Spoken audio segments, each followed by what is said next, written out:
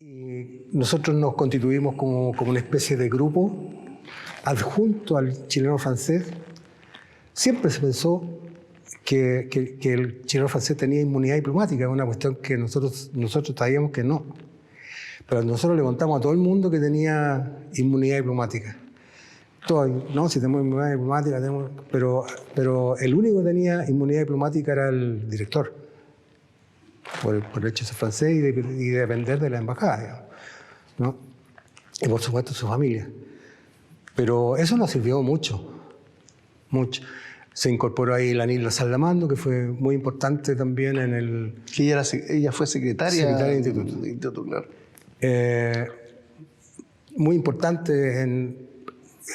Ella tenía una visión muy particular del trabajo cultural. Sirvió para la conformación de lo que era la esencia. Y la verdad es que cada uno representaba a su parroquia también. Que nosotros dijéramos que éramos apolíticos, no. En todo caso, nunca el partido me dijo que tú tenías que estar ahí, ¿no? Pero el hecho de que yo estar ahí significaba que el partido estaba representado. Y eso permitió comenzar a desarrollar un trabajo, o por lo menos despertar la inquietud en otras personas como a poder desarrollar trabajos. Eso más o menos cómo salió del huevo la peña del chileno-francés, ¿no? Pero esto fue el año 66. Nosotros no teníamos conciencia, claro, no, porque tampoco teníamos tanta información, que ese fue el año en que la represión fue más dura en Chile. Está la mayor cantidad de detenidos desaparecidos focalizada en ese año, ¿no? Así que, pero nosotros no teníamos conciencia de ello y le echamos para adelante, ¿no? Hasta que en un buen momento dijimos, mira, nos sacamos una cuenta, era así, nosotros, ¿por qué no hablamos con uno de los boliches del frente y le decimos que tenemos que hacer una peña? Y fuimos. Recuerdo exactamente los 5 que fuimos. Entre ellos, a lo mejor el personaje más connotado, Pancho Sasso, del Grupo Congreso, que éramos compañeros, Gonzalo Murillo, el Negro Sherpin y Polo Aravena. Fuimos a hablar ahí. Nos dijimos, mire, ¿qué tal si los viernes nos juntamos aquí, canturreamos y todo el cuento, nos dan el espacio? Obviamente al dueño del boliche le convino porque se le iba a llenar de juventud, consumo y todo lo demás, pero obviamente la intención nuestra era otra. Y eso fueron las primeras sesiones. Obviamente no recibíamos ningún billete absoluto, ni una moneda siquiera, ¿no es cierto? Hasta que después ya nos envalentonamos un poquito más a los meses y dijimos, bueno, ¿y por qué no vamos a hablar con el fulano de la quinta, que está un poco más abajo, la quinta Cape? ¿Se acuerdan? Bueno, la quinta Cape. Ahí llegamos y el dueño tuvo una actitud distinta. Dijo, ¿saben qué, cabrón? Dijo yo, para mí el viernes muerto. Así que yo les paso el local completo. Ustedes paguen un arriendo y el local es por ustedes. Yo tengo patente, alcohol. Ah, perfecto. Y nos envalentonamos y nos lanzamos con ese asunto. Y ahí yo ya no tengo memoria de cómo fue, ¿no es cierto?, de la primera sesión hasta que creció. Eso ya era todos los viernes llenos y empezamos a tener por esa misma vía vínculos con lo que era en aquel entonces la ACU, la Agrupación Cultural Universitaria de Santiago. Y ya empezamos a intercambiar y con la Peña Doña Javiera, el Nano Acevedo, y empezó todo un tema ahí de Casa Marundi. Sí, pero nosotros más con el Nano, con la Javiera y con la ACU, digamos, que teníamos mayor relación. Y esto crecía, digamos, y de repente no nos dábamos cuenta cómo ya a una cierta altura de la vida se nos había transformado en algo que ni sospechamos. Entonces por ahí también empezó a surgir que se transformó esta peña en escenario para dirigentes sindicales, para anunciar desapariciones, agrupación de familiares de detenidos desaparecidos, etc. Y empezó a estructurarse esto de una manera mucho más política. Nosotros, contrariamente a lo que les puede haber pasado a otros compañeros de censura, nada. El hecho de haber formado el boliche La Obra tuvo que ver con divergencia con la dirección de lo que se hacía en el chileno-francés. Ese fue el origen del boliche La Obra. Y por eso la Nilda, que era parte importante, ella se pone a un costado y pasa a formar una suerte de sociedad con Moncho Fernández, Ramón Fernández, Antonio Glaría, que era su pareja, Víctor Abarca y la Vicky Urbina, que era la que dirigía la parte teatral, hacían obras de teatro en el Chileno Francés. Rodrigo, que no me acuerdo su apellido, que era Rodrigo, y yo, Juan Hernández, conformamos una sociedad y dijimos, vamos a hacer un local independiente de acciones partidistas, pero con el mismo objetivo. O sea, el objetivo al final era el mismo, tener un lugar donde hacer cultura en el más amplio sentido de la palabra. No solo música, sino que teatro, poesía, que se diera una cosa amplia. Y había uno de los integrantes de este grupo que tenía las lucas, porque había que arrendar un local. Y paralelamente conversamos con una organización en Alemania para que nos pudieran apoyar económicamente para poder cubrir el arriendo, que era lo más importante. También hubo problemas con eso al final porque se canalizaron esas plata, como mucho también lo conocemos nosotros por otras experiencias, de repente se canalizaron plata por personas que no tuvieron la altura en relación con el esfuerzo que muchos estábamos haciendo, y muchos profitaron en forma personal de platas y esas historias y los nombres los conocemos, pero de repente nos guardamos esos nombres porque no tiene sentido escarbar en esa área. Pero en definitiva el Boliche La Hora nació como un grupo de personas que veníamos varios del francés, de participar activamente del francés, y armamos este Boliche La Hora, arrendamos y empezamos a hacer. Pero siempre, nunca como dijera, en una actitud de peleados con ellos, porque al final terminamos haciendo cosas en conjunto. ¿Sí? Y nosotros también estuvimos ahí tratando de que fuera un espacio para que el bicho de la cultura estuviera ahí latente y en función de todo, pero también de muerte natural, pero por razones económicas, porque al final, por estas problemáticas que tuvimos con algunos dineros que no llegaron, nos encontramos que había que sacar plata del bolsillo para poder pagar el arriendo, que era lo más fuerte, era un local particular. Pero también toda la gente se ponía con su sacrificio, con su postura ahí de estar sin cobrar nada. Yo no recuerdo nunca haber recibido plata como integrante del Boliche La Hora, como socio, ni como músico. Yo era prácticamente, no sé si ustedes recuerdan, pero yo era como el karaoke, era el músico, el guitarrista estable que acompañaba a todos los que llegaban sin tocar la guitarra, llegaban al boliche y yo los acompañaba.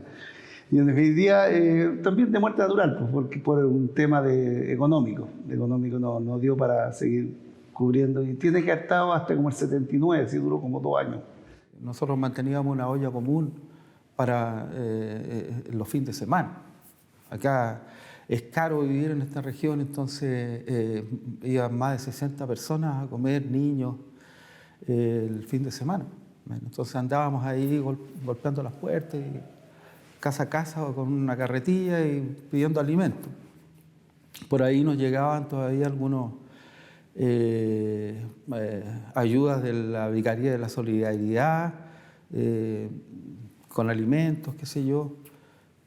Unas ONG que existían acá también, y bueno, ahí se hacían unas peñas fuertes también, ahí llegaron todos, como dije yo, muchos políticos desempolvaron sus ternos con olor a naftalina y volvieron a la política.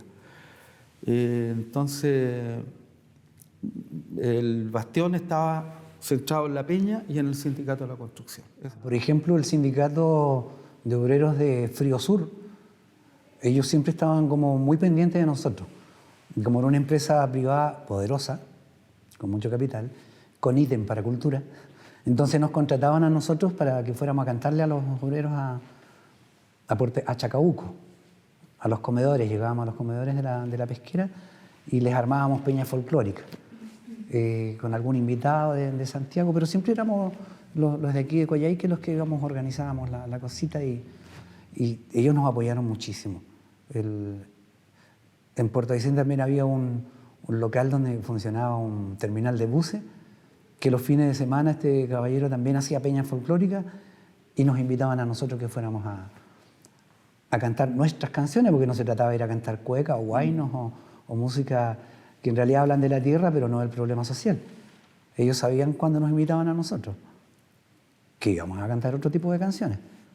Y entonces pues, son como contados con la mano. Yo diría el sindicato de Frío Sur y este terminal, que es donde hacían las peñas en Aysén. Definitivamente tenía ya la clara convicción de que a través del arte y la cultura podía ser un aporte a lo que después simplemente se denominó la rearticulación del tejido político-social de Chile, que había quedado evidentemente desarticulado a partir del golpe militar y toda la represión que continúa. A partir de ahí se levanta una tesis, digamos, en el caso específico de Tomé, de que esta rearticulación de ese tejido social y político no está vinculada a organizaciones de iglesia, ¿ya?, en el caso de Tomé, ni tampoco algún esfuerzo por los actores políticos propiamente tal, sino que allí viene del lado de los jóvenes, ¿ya?, del lado de los jóvenes, que la mayoría hijos de textiles, por supuesto, que comienzan a plantear preocupaciones por hacer una serie de aspectos que tienen que ver con reivindicaciones culturales y educacionales en aquellos años. Estoy hablando de finales de los años 70, principios de los 80. Y entonces se forma o se rearticula en el fondo lo que ya había existido antes, que era la agrupación universitaria tomesina. Recuerdo trabajos como recitales, vinieron artistas, que lo anoté para no olvidarme algunos, vinieron artistas como Quilentaro y Yapo, antes que se fuera al exilio, el Patomán, el compañero Yáñez, que fue el autor de Nuestro Cobre, ¿ya? Eduardo Yáñez, el Piojo Salinas, antes que le mataran a su familia.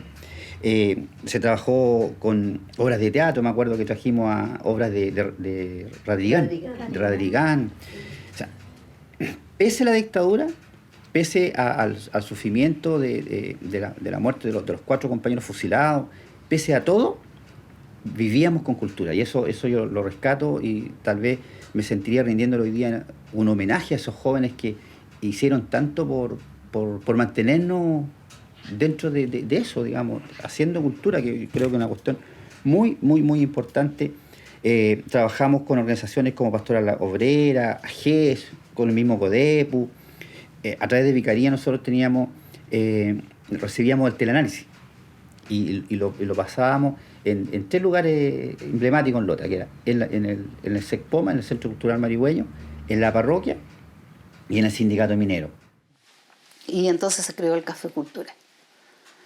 Y eso se ubicó ahí en España con Fañano, en el sindicato de taxistas básicos. Así que ellos nos arrendaban toda la parte del primer piso, ellos tenían una oficina y la cocina también, porque obviamente hacíamos una... Así que levantábamos como un pequeño escenario, mesa y por supuesto un barcito ahí, y se hacían todos los viernes y sábados. Y los domingos era dedicado a los niños. Entonces los domingos había presentación de títeres, teatro, había 11, y todos nosotros igual, obviamente, llevábamos a nuestros hermanos, los que tenían hijos, todos a esa actividad que duraba todo el día domingo. Y todo el mundo obviamente se conocía. Y allí llegaba de todas las tiendas políticas. Allí se conversó, allí se organizó, allí se planificaron cosas. Es cierto, el Café Cultural sirvió para eso. Y eso era el propósito también, que la gente se pudiera reencontrar en un lugar común, donde pudiera recibir información, entregar información de lo que estaba pasando y a la vez, digamos, sentirse en su mundo, o sea, en el mundo que no había en otro lugar. Y fíjate que la primera, cuando se abrió el Café Cultural, porque el café se creó el 27 de julio del 83, de 1983. Y uno de los primeros cantantes que llegó fue Oscar Andrade, vino de Santiago. Entonces acá eran muy famosos los tambos, el tambo de los bodegones eran famosísimos. Ahí actuaban los mejores grupos folclóricos de Iquique, con música. Pero nosotros también quisimos que el tambo fuera un lugar de denuncia, un lugar de manifestación. Entonces, aparte de la música, la comida y el trago, nosotros también hacíamos llamados, conversábamos, le integrábamos la poesía, un poco de teatro. Entonces, que fuera el tambo, que fuera también un espacio de denuncia, un espacio de debate.